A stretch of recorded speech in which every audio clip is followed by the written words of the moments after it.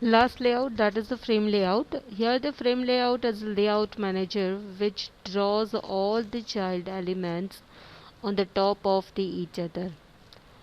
This allows you to create the nice visual effect. Here we can see it will be divided into the such frames, and these all the child elements are the top of the each other. So this allows to create a visual effect good, right? So this is about the frame layout. Okay, next, last topic, that is the XML introduction to the GUI objects, user interface controls, views in the Android. So here are the controls. First, that is the text view, text or labels. Then second, edit text. Then push button, toggle button, image button, checkbox, radio button, read group. There are too many UI controls are there. So here it is. The first, text view, second, edit text, third, that is the push button, toggle button, image button, checkbox, radio button, and radio group. Okay, so let's see. First, that is the text view. So that is the view which is used to display the text to the user. So whenever you are going to show the text to the users, then you are saying that the text view, right? Edit text, a subclass of the text view that allows the users to edit its text content. Okay, so next, that is the button, push button. Okay, so it is the push button that can be pressed or clicked by the users to perform any action, right? Toggle button, so it is an on or off button with a light indicator, so that is called as a toggle button. It displays the checked unchecked states using a light indicator, right? So here it is the text view, edit text, button, and toggle button. Image button, that is it is similar to the button view except that it is also display an image. And checkbox, that is a special type of the buttons that has two states. First, that is a checked or unchecked.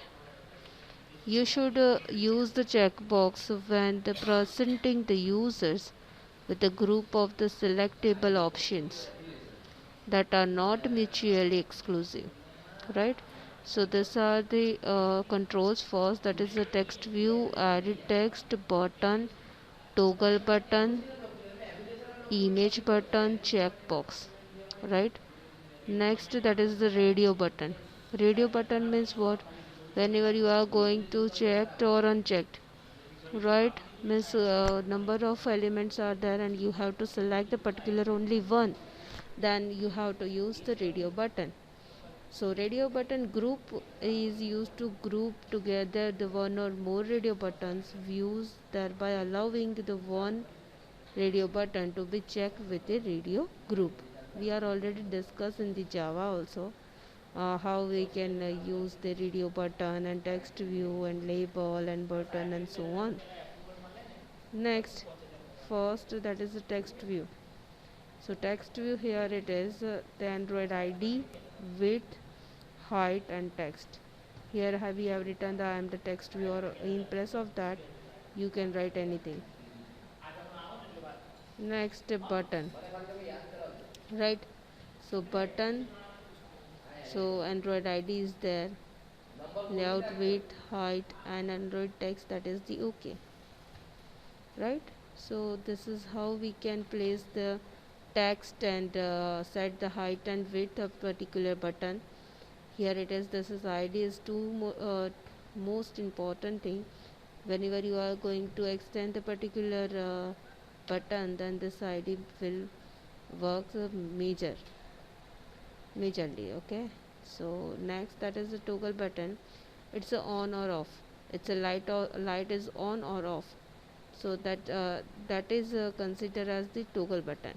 If suppose you are going to display the checked or unchecked states, using a light indicator. Then example, that is the ID toggle 1. So toggle 1, that is the ID, right? Width and height is there, right? And these are the most important questions already I have written in the classroom.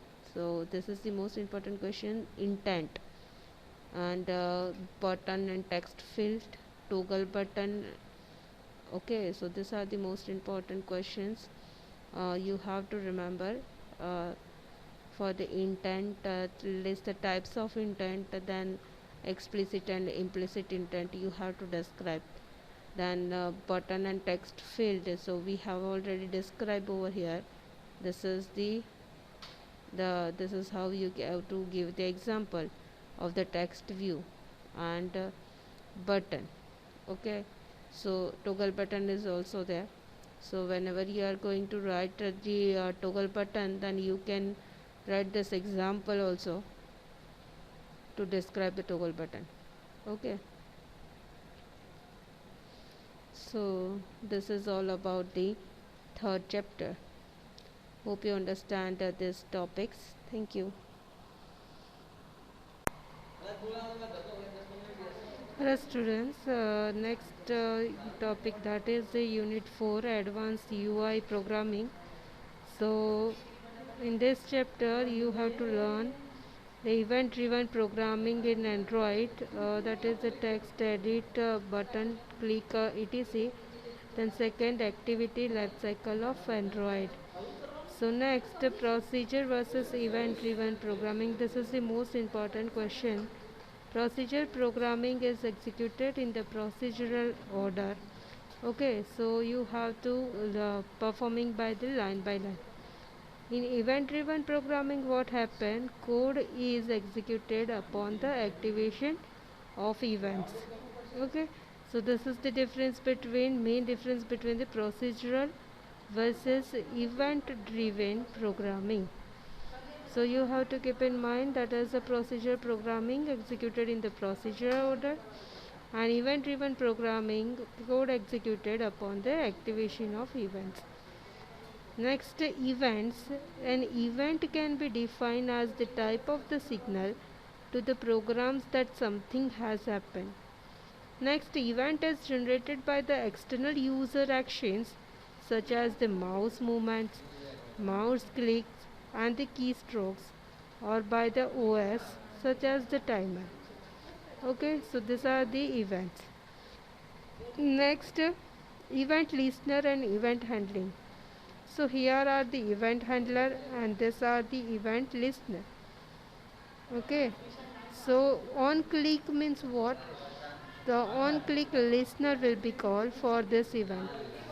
So this call when the user either clicks on the torches or focusing upon the any widgets like button, text, image, etc.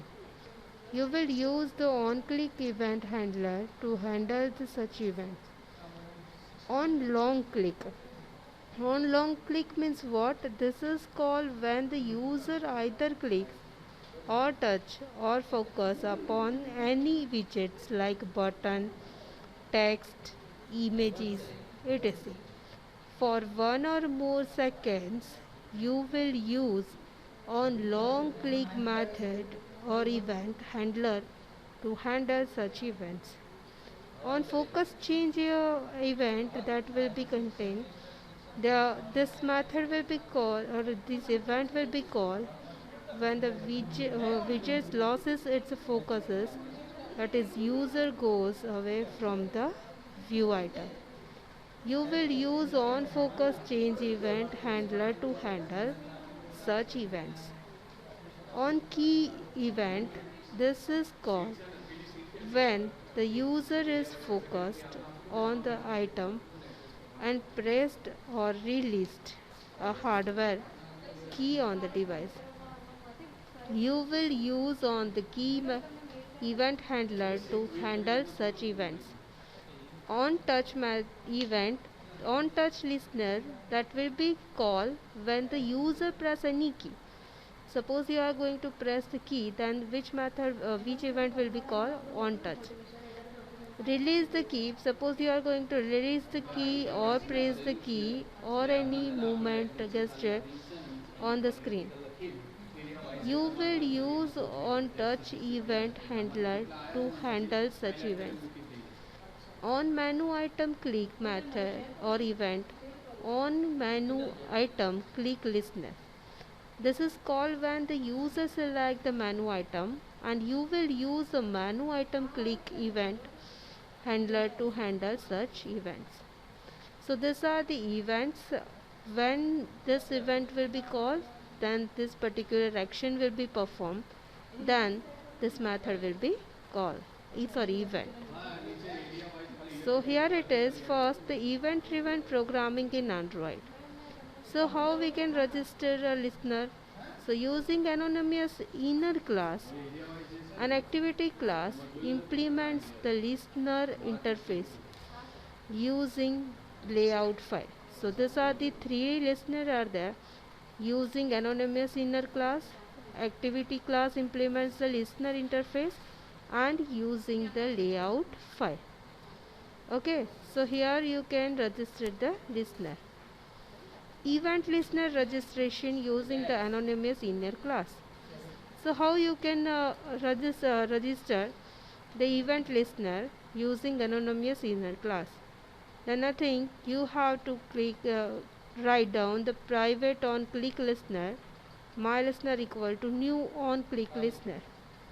Okay, so public void on click, then view v, that is the object. Through this object you can click on the you can use this event. So do something when the button is clicked. Whatever you want to perform at the button click, that code particular you have to write in this code. Protected void on create, that is a button b obj underscore button equal to button find view by id r.id button 1. Okay, next register the click listener with the implementation about the button. Set on click listener my listener. So this is about the event listener registration using the anonymous inner class. How to create how to register? First you have to make an object of this listener, then you have to call this call the method of this listener, and you can call this listener. Registration using the activity implements the listener interface.